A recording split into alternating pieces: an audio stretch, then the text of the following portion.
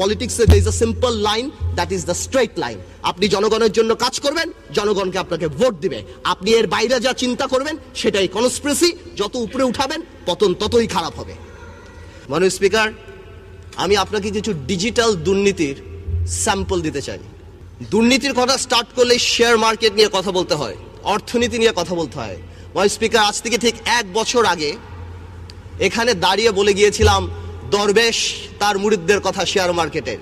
সেই দরবেশের কথা এখন বাচ্চাও বাংলাদেশে কিন্তু বলতে পারে। সেই দরবেশের বিচার হয় নাই মাননীয় স্পিকার। এছাড়া আরো যত মুরিদ ছিল কারোই বিচার হয়নি। মাননীয় স্পিকার, গতবার তো বলে গিয়েছিলাম শেয়ার মার্কেটে জড়িত কারা ছিল। এখন সময় এসেছে হালকা করে বলার কিভাবে শেয়ার মার্কেটের ঘটনাটা ঘটানো হলো। 2010 সালের সেপ্টেম্বরে সিডিবিএল দেখলেই বোঝা যায় জেড ক্যাটাগরি নামে কোন কোন কোম্পানিগুলি তাদের টাকাগুলি বের করে ফেলেছে। আমার কাছে এখানে 8টা কোম্পানির নাম আছে যারা 1800 কোটি টাকা উঠিয়েছে। এখানে আরো 26টা কোম্পানির নাম আছে যারা 1900 কোটি টাকা উঠিয়েছে। এখানে আরো আছে যারা 2000 কোটি টাকা উঠিয়েছে। মাননীয় স্পিকার, সংসদ বা আমাদের গভর্নমেন্ট থেকে, সরকার থেকে বলা হলো, রেগুলেটর লাগানো হলো, এটা লাগানো হলো, অনেক কিছুই দেখেছি আমরা। পরে আবার সিসিটিভি ক্যামেরাও লাগানো হলো। এই টিভি ক্যামেরাগুলি যদি এই কালপ্রিটদের বাড়ির সামনে লাগানো হতো তাহলে দেখা যেত এই টাকাগুলি কোথায় গিয়েছে। মাননীয় স্পিকার, একটা ইনভেস্টিগেশন কমিটি করা হলো, সেটা রিপোর্ট দেওয়া হলো। অর্থমন্ত্রী সুন্দর করে বললেন, these are mafia, we cannot speak, what a disgrace for the country. যা আমাদের অর্থমন্ত্রী বলে যে দিজ আর মাফিয়া। শেয়ার মার্কেটের আরো কিছু ঘটনা আপনাকে বলতে চাই। কয়েকদিন আগে পেপারে দেখলাম আমাদের বাংলাদেশ ব্যাংকের গভর্নর, কি নাম, ডক্টর আতিয়ার, তাকে ইন্দিরা গান্ধী অ্যাওয়ার্ড দেওয়া হচ্ছে। তাকে তো ধ্বংসাত্মক অ্যাওয়ার্ড দেওয়া উচিত শেয়ার মার্কেট ধ্বংস করার জন্য। যখন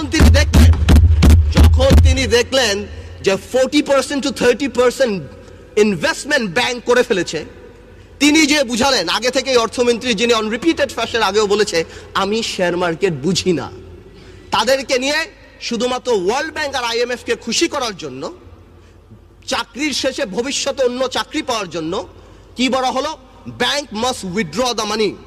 মাননীয় স্পিকার, 200 কিলোমিটার স্পিডের একটা গাড়ি যদি আপনি হঠাৎ ব্রেক করেন তাহলে কি হবে? যাত্রীরা নিহত হবে। এই বাংলাদেশের ব্যাংকের কিছু ব্যবসায়িক শকুনরা আর তাদের আশেপাশের কিছু ব্যবসায়ীরা এই শেয়ার মার্কেট থেকে টাকাটা নেওয়া আরম্ভ করলো। আমার শেয়ার মার্কেটটা ভেঙে চূর্ণ বিচ্ছিন্ন হয়ে গেল। বাংলাদেশের মিডল ক্লাস ফ্যামিলি ধ্বংস হয়ে গেল। মাননীয় স্পিকার, মাননীয় প্রধানমন্ত্রী উদ্যোগ নিলেন, এই দরবেশকে আবার সেই সিটে বসালেন। আমার মনে আছে, আমি ছিলাম না সংসদে, তবে সুরঞ্জিত গুপ্ত সাহেব বলেছিলেন কি জানি, ভূত, শস্যের মধ্যে ভূত থাকা। দরবেশও কিছু করতে পারলো না। বিভিন্ন ব্যাংকের সাথে কথা বললেন, বললো নাকি কিছু টাকা দিবে। কোনো প্রাইভেট ব্যাংকের মালিক একটা টাকাও দিল না এই শেয়ার মার্কেটে। মাননীয় স্পিকার, এমনও দেখা গিয়েছে অনেক ব্যাংকের মালিকরা তারা ডাইরেক্ট ব্রোকারেজ হাউসে এই টাকাটা নিয়ে গিয়েছে। এটা বাংলাদেশের সবচেয়ে বড় কারাপশন, এই ইতিহাস হয়ে থাকবে।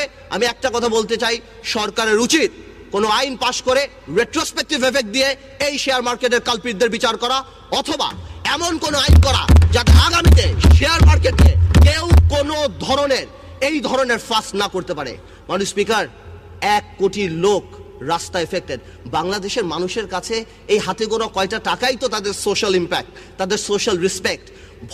যাদেরকে আপনি দেখেন মাননীয় স্পিকার রাস্তায় দাঁড়িয়ে শেয়ার মার্কেটের জন্য চিল্লাচিল্লি করছে, তারা কিন্তু সর্বস্ব হারিয়েছে। আরো অনেক লোক আছে, আরো অনেক মা বোনের আছে, আরো অনেক মিশনে আমার আর্মি অফিসাররা আছে, আরো অনেক পুলিশের কর্মচারী আছে, সরকারি কর্মচারী আছে, যারা রাস্তায় লজ্জায় বের হতে পারে না। মাননীয় স্পিকার, মাননীয় প্রধানমন্ত্রী অনেকবার বলছে আমার MP মন্ত্রীদের টাকা পয়সা জমা দিতে হবে, কে কত টাকার মালিক, তথ্য অধিকার, এটা সেটা, কিন্তু আমরা পাইনি। বাট আমি কষ্ট করে ইলেকশনের হলফনামা থেকে বের করে নিয়ে আসছি, সবগুলি বলবো না। ফার্মার্স ব্যাংক, আমাদের অনারেবল মেম্বার অফ পার্লামেন্ট, আচ্ছা নাম বললাম না। ফার্মার্স ব্যাংক করতে মাননীয় স্পিকার আপনাকে জানাই 400 কোটি টাকা লাগে, 4-এর পর 9টা শূন্য, এবং একটা ডাইরেক্টরের 35 কোটি টাকা। ফার্মার্স ব্যাংক যিনি করলেন, ইলেকশনের হলফনামায় 39 লক্ষ টাকার মালিক। মেঘনা ব্যাংকে করলেন, কোটি বাটি মিলে 27 লাখ টাকার মালিক। ফেডারেল ব্যাংক যিনি করলেন, কোটি বাটি মিলিয়ে 1 কোটি না 1.5 কোটি টাকার মালিক। দুর্নীতি নাকি আমরা করি? ইয়া খোদা, আমার কথা কি, দুর্নীতি অনেকেই করে, লুকায়া টুকায়া করে, কিন্তু এইটা কি দুর্নীতি? খুল্লা দুর্নীতি।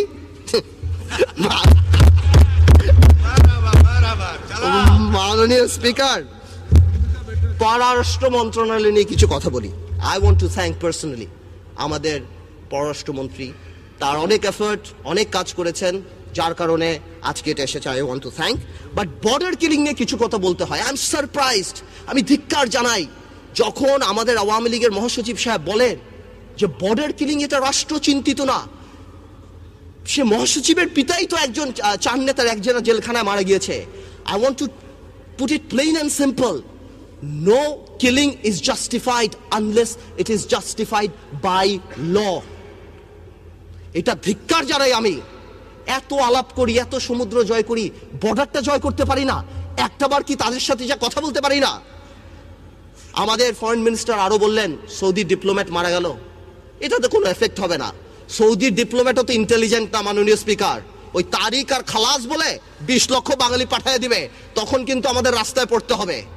আমাদের উচিত মার্কেটে রিউমার, আমাদের ফরেন মিনিস্টার নাকি সৌদি আরবের ভিসা পায় না, আমাদের উচিত শিশু টেক এনাফ এফর্ট সৌদি আরবের যে এই জিনিসটা সমাধান করা হোক। তিস্তা নিয়ে কিছু কথা বলতে হয়। সারা Bangladesh NDTV, Indian television, BBC সব জায়গায় দেখলাম মমতা আসবে না, কিন্তু আমাদের ফরেন মিনিস্টার বলল মমতা আসবে। সবাই বলে মমতা আসবে না, ফরেন মিনিস্টার লাস্টের দিনে বলল মমতা আসবে, বাস্তবে মমতা আসলো না। তিস্তা হয় নাই, তাই ট্রানজিট হবে না। Both are independent, one has nothing to do with other. তারপরে কি হলো না হলো, এখন শুলি ট্রানজিট হয়ে গিয়েছে। আমার মনে হয় পররাষ্ট্র মন্ত্রণালয়টা আরেকটু এফিশিয়েন্টলি হ্যান্ডেল করা উচিত। Going back to the share market, একটা জিনিস আমার মনে আসছে, মাননীয় অর্থমন্ত্রী এবং আরো অনেকে, মশিউর রহমান সাহেব ওই সুইপিং কমেন্ট তো করেই যে এটা বন্ধ করে দিতে হবে, ফটকাবাজ এটা সেটা, but I think on repeated fashion তারা এটাও বলেছেন যে আমরা শেয়ার মার্কেট বুঝি না। আমার মনে হয় একটা স্টেট মিনিস্টার বা এমন কাউকে রাখা উচিত যিনি শেয়ার মার্কেট বুঝে, কারণ 1 কোটি লোক এটার সাথে ইনভলভড। জনগণ বাংলাদেশের চায় তত্ত্বাবধায়ক সরকার থাকবে। তত্ত্বাবধায়ক সরকার ছাড়া এই দেশে ওই 2-1টা সিটি কর্পোরেশন নির্বাচনে কুমিল্লায় 30,000 ভোট, আরেক জায়গায় 1 লাখ ভোট দিয়ে আপনি 7 কোটি ভোটকে হিসাব করতে পারবেন না। বাংলাদেশে তত্ত্বাবধায়ক সরকার আনাই হয়েছিল বিকজ বড় দুইটা রাজনৈতিক দলের মাইন্ডসেট ছিল না, মিউচুয়াল রেসপেক্ট ছিল না। আজকেও মিউচুয়াল রেসপেক্ট আসে নাই, পরশুদিনও আপনি পার্লামেন্টে দেখেছেন, আগামীতেও দেখতে পারবেন। সুতরাং we are not ready for an election যেটা কোনো দলীয় সরকারের অধীনে হবে। We need a caretaker government, otherwise এর বাইরে যাই করা হবে এটা অ্যাকসেপ্টেড হবে না। কোন সিস্টেম যদি অ্যাবিউজ হয় তার মানে সিস্টেমের দোষ না, যে সিস্টেমটা চালায় তার দোষ। সেটাকে আমরা কোনোভাবেও চেঞ্জ করতে পারবো না। আজকে কোনো এমপি দুর্নীতি করলে কি এই দেশের কোনোদিন এমপি হবে না? আজকে যদি এই দেশে কোনো মন্ত্রী দুর্নীতি করে তাহলে কি এই দেশে মন্ত্রী হবে না? আমার মনে হচ্ছে এটাকে ঘুরায় প্যাচে আনা হচ্ছে। দলীয় সরকারের অধীনে নির্বাচন কোনোদিনও হবে না, দেশ আরো খারাপের দিকে চলে যাবে। মাননীয় স্পিকার, আর অর্থনীতিতে আরেকটা ব্যাপার আছে, সেটা নিয়েও কথা বলতে হবে। টেলিকমিউনিকেশন মন্ত্রণালয়, স্পিকার, টেলিকমিউনিকেশন মন্ত্রণালয়ের অবস্থা কিন্তু একদমই ভালো না। বিটিআরসি কিন্তু রেগুলেটরি কমিশন না হয়ে কেমন জানি একটা মোরাল সরকারের ভূমিকা পালন করছে প্রত্যেকটা টেলিফোন কোম্পানির সাথে। এছাড়াও এই আইজিডব্লিউ, আইসিএক্স লাইসেন্সগুলি, ইভেন কি শিক্ষা মন্ত্রণালয়ের প্রাইভেট ইউনিভার্সিটির লাইসেন্সও এমন লোককে দিয়েছে যে মিলেনিয়াম বানান করতে পারবে না। বাট এনিওয়েজ, এমন লোকজনকে দেয়া হচ্ছে, 11টা 12টা আইজিডব্লিউ লাইসেন্স দেওয়া হচ্ছে, 25টা 30টা করে দেওয়া হচ্ছে। এবং মার্শাল্লাহ, আগে ভিওআইপি 2টা 1টা আসতো, এখন ভিওআইপি ছাড়া বিদেশ থেকে কোনো ফোনই আসে না বাংলাদেশে, এখন সব কিছুই ভিওআইপিতে আসে। এই ব্যাপারে একটু কেয়ারফুল হওয়া দরকার। মাই স্পিকার, সাগর রুনি নিয়ে আমি ছোট্ট একটু কথা বলতে চাই।